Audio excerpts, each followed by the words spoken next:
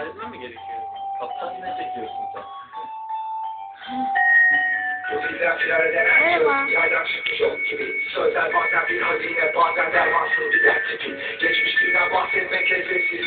Gelmemiş yarından hep bir şikayetçiyiz biz. Böyle film ucuna kaçmış.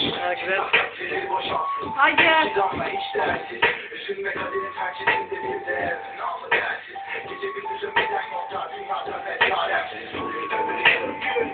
Serbest kalsın fikrim. Senin kolları izlemez. Teninden ellerin. Varlık ruhu terk eder. Gözümden ayrılırsa bendeki aşk altı misali. Ağırlıkla sensiz ben bir kalbim sana ekle. Aşk demen ile merak ettik. Kim saygından geçmiş. Sabit bir mahallesi kimle yolumun önüne taş. Uzaklarına bir hikayeler çakır çelikler taş.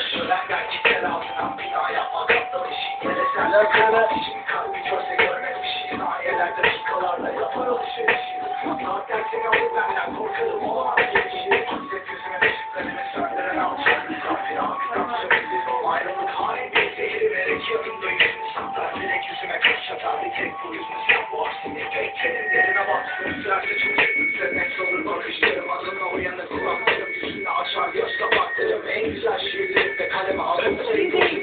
Odamın hayaleti sessizliğin amaçlı. Derdime çare. Vahitlerim yok. Beynime destek. Dur ki duruyorum. Şafak güneşim fermanı geçer öce tam.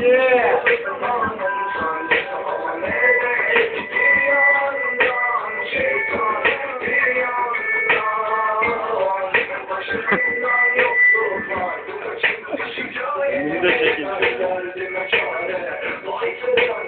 Kendimi de çekin. Kameraman. Evet.